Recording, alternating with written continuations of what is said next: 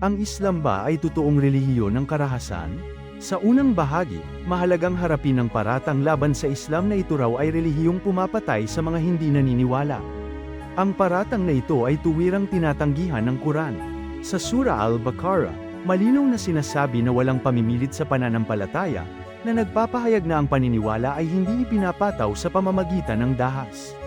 Sa Surah Al-Maidah, ipinapahayag na ang sinumang pumatay ng isang taong walang sala ay tila pumatay sa buong sangkatauhan, at ang sinumang magligtas ng isang buhay ay tila nagligtas sa lahat. Sa Surah Al-An'am, mahigpit na ipinagbabawal ang pagkitil ng buhay na pinabanal ng Diyos.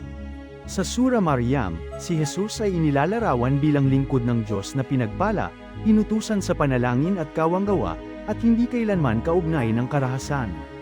Ang mga pahayag na ito ang malinaw na sandigan ng Islam laban sa akusasyon ng pagpaslang sa ngalan ng relihiyon. Kung ihahambing ito sa kasaysayan ng Kristyanismo, may mga pangyayaring hindi may kakaila. Sa tapat at hindi mapanirang paglalarawan ng paniniwala ng Katolisismo noong gitnang panahon, itinuturing ng simbahan ang sarili bilang may banal na autoridad na magtakda kung alin ang wastong paniniwala tungkol kay Jesus at alin ang mapanganib sa kaluluwa. Sa pagitan ng taong 1204 at taong 1224, sa pamumuno ni Pope Innocent III, inilunsad ang kampanya laban sa mga Cathar sa Timog Pransya.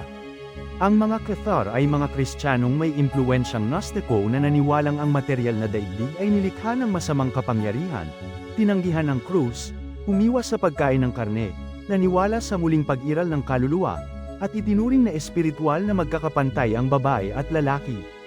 Dahil sa mga paniniwalang ito, idineklara silang mga erehe at inutusan ang kanilang ganap na paglipol. Sa massacre sa Béziers noong 1209, tinatayang 20,000 kalalakihan, kababaihan, at mga bata ang pinaslang sa loob lamang ng isang araw.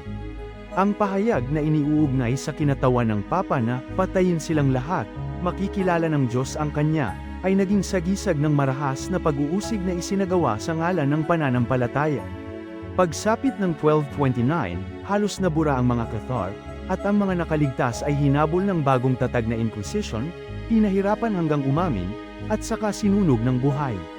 Hindi ito alamat ng sinaunang panahon kundi malinaw na pangyayari ng ika-13 siglo, kung saan ang alternatibong paniniwalang Kristiyano ay binura sa pamamagitan ng sistematikong karahasan. Kapag iniharap ang mga gawain ito sa mga sinabi ni Jesus sa Ebanghelyo, lumilitaw ang malinaw na salungatan. Sa Mateo Kapitulo 5 versikulo 44, iniutos ni Jesus ang pag-ibig sa kaaway at panalangin para sa umuusig.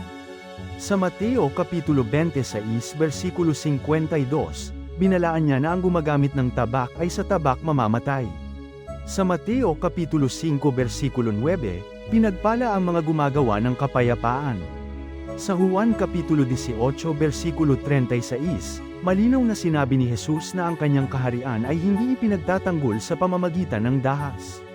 Ang mga talatang ito, na karaniwang ginagamit ng Katolisismo upang patunayang may patnubay ng kasulatan ang kanilang paniniwala, ay hindi maaaring ipakahulugang nagbibigay katwiran sa pagpatay ng sibilyan at kapwa mananampalataya. Sa mas malawak na kasaysayan ng daigdig, mahalagang bigyang diin na ang mga bansang may Kristiyanong pagkakakilanlan ang nagpasimula at nanguna sa una at ikalawang digmaang pandaigdig, mga digmaang kumitil ng milyon-milyong buhay. Ang mga trahedyang ito ay hindi isinagawa ng Islam bilang relihiyon kundi ng mga estadong gumamit ng kapangyarihang militar at pampulitika. Ang katotohanan ito ay hamon sa paulit-ulit na paratang na ang karahasan ay likas sa Islam. Sa kabuuan, malinaw na ang paratang laban sa Islam bilang relihiyong marahas ay hindi tumitindig sa harap ng malinaw na pahayag ng Quran. Samantala, ang paglipol sa mga Cathar ay nagpapakita na ang karahasan ay hindi nagmumula sa aral ni Jesus kundi sa maling paggamit ng kanyang pangalan at autoridad. Sa pakikinig at pagninilay sa presentasyong ito, hinihikayat ang manunood at tagapakinig na suriin ang kasaysayan ng may katapatan at hanapin ang pananampalatayang nakaugat sa habag, katarungan, at tunay na pagsamba sa Diyos bilang bahagi ng mas malawak na paghahanap ng katotohanan.